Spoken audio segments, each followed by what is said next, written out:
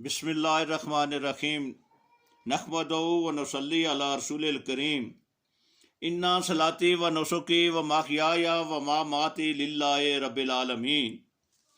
मैं खादम अली अफसर दरबार आलिया मोड़ा शरीफ अभी आपको शेरशाह गाजी गौसिज़मा कुतुब दुरान यूम वक्त मुंबई जुदो इरफान फ़ख्रुल औलिया मुफस्सिर कुरान नाइब रसूल सल्लल्लाहु अलैहि वसल्लम ताजदार मौलवी आला हज़रत अलहाज पीर हारून रशीद साहब रहमतुल्लाह अलैहि ने जो खिताब फरमाए 1985 से लेकर 1993 तक के, जो कि गौर हाय नायाब तालीम निस्बत रसूली किताब में महफूज हैं, उनमें से एक खिताब जो मोरखा 1 नवंबर 1985 का है वो मैं अभी आपको पढ़कर सुनाता हूँ। हस्बे इजाज़त खादमे इस्लाम अमीर सिलसिला आलिया निस्बत रसूली सल्लल्लाहु अलैहि वसल्लम गौसिज़मा कुतुबुल इरशाद मुंबई जूदो इरफान पीर तरीक़त रहबर शरीयत नाइब रसूल सल्लल्लाहु अलैहि वसल्लम जनाब अलहाज पीर डॉक्टर गुलाम मोहम्मद गौर नज़ीर गौर साहब मदज़ल्लहु आली सजादा नशीन मरकज़ी दरबार आलिया मोड़ा शरीफ। बिस्मिल्लाहिर्रहमानिर्रहीम फ़नेमल मौला व नेमन नसीर रब्बे शरह ली सदरी व यस्सिर ली अमरी वहलुल उक़दतम मिन लिसानी यफ़क़हू कौली। अल्लाहुम्मा सल्लि अला सय्यिदना मुहम्मदिन व अला आलि सय्यिदना मुहम्मदिन व अला अस्हाबिही व अला अज़वाजिही अजमाइन व बारिक व सल्लम व सल्लि अलैहि। अल्हम्दुलिल्लाह, अल्लाह ताला जल्ला जलालुहु का लाख लाख शुक्र है कि मालिकुल मुल्क ने आज फिर हमें अपनी रज़ा के लिए अपनी याद में मोहब्बत में यहाँ जमा होने की तौफीक और मौका अता फरमाया। लाखों और करोड़ों दरूद और सलाम सरवर अंबिया हबीब खुदा हज़रत मोहम्मद मुस्तफ़ा सल्लल्लाहु अलैहि वसल्लम पर, जिनके तुफ़ैल ये करम हुआ। लक़द काना फ़ी क़िसासिहिम इबरतुल लिउलिल अलबाब, आयत नंबर 111 सूरत यूसुफ। बेशक उनके किस्से में इबरत है समझने वाले और अक्ल रखने वालों के लिए, क्योंकि जिन लोगों को अक्ल नहीं वो सोचते नहीं और उनकी मिसाल तो जानवरों जैसी है। ये किस्सा सूरत यूसुफ में है। कुरान पाक में एक किस्सा किस्सों का है, खुदा का के गुजरे हुए बंदों और बरगज़ीदा बंदों की तारीखी वाक़यात हैं, ताकि समझ रखने वाले इनसे इबरत हासिल करें। इस सूरत यूसुफ की एक आयत ही पढ़ने वाले को अजीम सबक देती है, जिसका बयान बहुत वक्त चाहता है। मैं यहाँ मुख्तसर सी बात बयान करता हूँ ताकि हाज़रीन मजलिस कुछ फ़ायदा उठा सकें और जो रादे पाक हम पढ़ेंगे उनसे फ़ायदा उठा सकेंगे। हज़रत यूसुफ अलैहिस्सलाम के किस्से से तकरीबन हर मुसलमान वाकिफ़ है और ये हकीकत अच्छे तरीके से जानता है कि हज़रत यूसुफ अलैहिस्सलाम को कितनी तकलीफ़ पेश आई और उनकी जुदाई में हज़रत याकूब अलैहिस्सलाम को जुदाई का सदमा 80 साल गुजारना पड़ा। रोते रोते आंखें सफ़ेद हो गईं।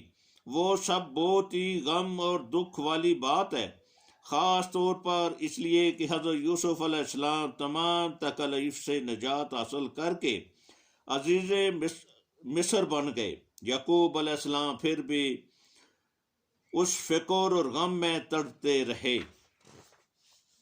यूं बज़ाहिर देखने और मालूम करने से ये अजीब बात मालूम होती है कि जिस बेटे को बाप इस कदर चाहता है कि सारे बेटों को हसद ने अंधा कर दिया और उसके कत्ल के दरपे हो गए, वो आराम और ऐश में रहे, हालांकि उसको मालूम हुआ कि उसका बाप किस कदर उसके लिए तड़प रहा है, वो बादशाही कर रहा है। मगर जब इंसान तहकीक करता है तो वाक़या से बड़ी इबरत हासिल होती है कि जब याकूब अलैहिस्सलाम यूसुफ अलैहिस्सलाम से मिलने के लिए गए, मुलाकात हुई और फिर तख्त पर जाकर यूसुफ अलैहिस्सलाम के साथ बैठे तो देखा कि नज़दीक कागज़ों का बंडल पड़ा है। हज़रत याकूब अलैहिस्सलाम ने पूछा कि यूसुफ अलैहिस्सलाम, आपके पास इतने कागज़ पड़े हैं लेकिन तड़पते हुए बाप को एक कागज़ का पुर्जा नहीं लिख सके। حضرت یوسف علیہ السلام نے عرض کی کہ میں نے جب بھی لکھنے کی کوشش کی تو مجھے حضرت جبرائیل علیہ السلام نے آ کر منع کر دیا، آپ ان سے پوچھیں۔ حضرت یعقوب علیہ السلام نے جبرائیل علیہ السلام سے پوچھا تو جبرائیل علیہ السلام نے کہا کہ مجھے تو مالک کا جو حکم ہوتا ہے میں وہی کرتا ہوں، آپ یہ مالک الملک سے پوچھیں۔ حضرت یعقوب علیہ السلام نے پھر خدا سے عرض کی کہ باری تعالیٰ، میں اتنا غمزدہ اور پریشان رہا، آپ نے کیوں یوسف علیہ السلام کو منع کیا اور مجھے غم میں رکھا؟ خدا نے فرمایا کہ تم کو سزا دی گئی ہے، اور سزا اس وقت دی گئی تھی کہ جب یوسف علیہ السلام کو بھائی لے کر گئے تو تم نے کہا کہ وَأَخَافُ أَن يَأْكُلَهُ الذِّئْبُ، میں ڈرتا ہوں کہ اس کو بھیڑیا نہ کھا جائے۔ تم میرے بندے ہو کے مجھ سے نہ ڈرے اور بھیڑیے سے ڈرے۔ حاضرین مجلس غور کرو، یعنی جب بھائیوں نے یعقوب علیہ السلام سے عرض کی کہ ہم یوسف علیہ السلام کو ساتھ لے جائیں شکار کے لیے، تو حضرت یعقوب علیہ السلام نے فرمایا تھا کہ تم کھیلنے لگ جاؤ گے اور میں ڈرتا ہوں کہ یوسف علیہ السلام کو بھیڑیا کھا جائے گا۔ یعنی جوش محبت میں خدا کے بندوں کا یہ کہنا یا یہ عمل کرنا، اور بھول گیا کہ یہ فرمانا تھا کہ اس کو اللہ تعالیٰ کے سپرد کرتا ہوں، وہ اس کا محافظ ہے، جسے اللہ تعالیٰ رکھے اسے بھیڑیا نہیں کھا سکتا، دنیا کی کوئی طاقت نقصان نہیں پہنچا سکتی۔ اس سے یہ سبق ملتا ہے کہ جب انسان خدا کو مانتا ہے تو پھر اس کا ایمان مکمل ہوتا ہے، اپنے آپ کو مختار یا کسی اور کو مختار نہیں سمجھنا چاہیے، بلکہ ہر چیز اللہ تعالیٰ کے حوالے کرنی چاہیے۔ جو یہ عقیدہ رکھتا ہے کہ اللہ تعالیٰ کے سوا کوئی نہیں مالک ہے، وہی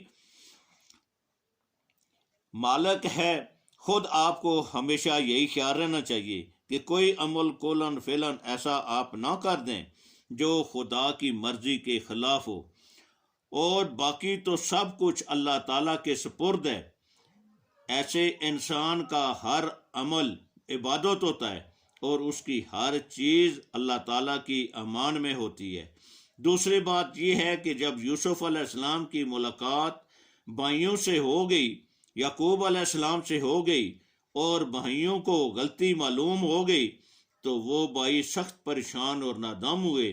پیغمبر کی اولاد تھی، قیامت پر یقین رکھتے تھے، اس لیے خدا سے معافی مانگنے میں ہی اپنی نجات سمجھی، اس لیے اپنے باپ کے سامنے عرض کی، قالوا یا ابانا استغفر لنا ذنوبنا انا کنا خاطئین، آیت نمبر 97 سورۃ یوسف۔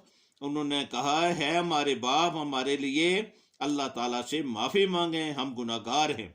حضرت یعقوب علیہ السلام نے فرمایا، قالا سوف استغفر لکم ربی انہ هو الغفور الرحیم، آیت نمبر 98 سورۃ یوسف۔ میں تمہارے لیے اپنے رب سے معافی مانگوں گا، وہ بے شک بخشنے والا ہے۔ پہلے یہ کہ خطا کار وہ تھے تو معافی کے لیے باپ کو کیوں کہا؟ اس لیے کہ وہ خدا کے برگزیدہ بندے تھے، ان کی زبان گناہ سے پاک تھی، اس لیے ان کی دعا مقبول تھی۔ دوسری وجہ یہ کہ یعقوب علیہ السلام نے بھی فرمایا کہ دعا کروں گا، یہ نہیں فرمایا کہ تم خود دعا کرو، گناہ تم نے کیا اور معافی میں مانگوں۔ اس لیے آپ جانتے تھے کہ جو خدا سے زیادہ ڈرتا ہے اس پر خدا کا فضل ہوتا ہے، اور ایسے آدمی کے پاس جا کر دعا کے لیے عرض کرنا خدا کی مہربانی کا ذریعہ ہوتا ہے۔ آپ حضرات یہاں اپنی مرادیں لے کر آتے ہیں، دینی اور دنیاوی، یہ اراد پاک اس لیے پڑھے جاتے ہیں کہ ان کی بدولت ہم خدا کی بارگاہ میں اپنے گناہوں کی معافی مانگیں اور پھر اس کی مہربانی طلب کریں۔ اس لیے اسی خیال اور اسی طریقہ پر عمل کرتے ہوئے اراد پاک شروع کرتے ہیں۔ بسم اللہ الرحمن الرحیم۔ غور طلب بیان ہے، اس پر اللہ تعالیٰ سے دعا کریں کہ اللہ تعالیٰ ہمیں سمجھنے کی اور اس پر عمل کرنے کی توفیق عطا فرمائے۔ 9، 10، 11 جون یہ ابھی جو جمعہ ہفتہ اتوار آنے والا ہے، غوث المعظم رابر اعظم طریقت نسبت رسولی اعلیٰ حضرت پیر نذیر احمد رحمۃ اللہ علیہ اور شیر شاہ غازی غوث زمان قطب دوران پیر ہارون رشید صاحب رحمۃ اللہ علیہ کا عرس مبارک ہو رہا ہے، اس میں خود بھی شامل ہوں اور لوگوں کو بھی دعوت دیں اور عرس کی دعا میں شامل ہو کر اپنے لیے اپنے والدین کے لیے دعا کریں کہ اللہ تعالیٰ دنیا اور آخرت بہتر کرے، اور ساتھ یہ بھی دعا کریں کہ اللہ تعالیٰ ہمارے پیر و مرشد کو کے درجات تا قیامت بلند فرماتا رہے جنہوں نے یہ ہمیں تعلیم دی۔ آمین ثم آمین وما علینا الا البلاغ المبین۔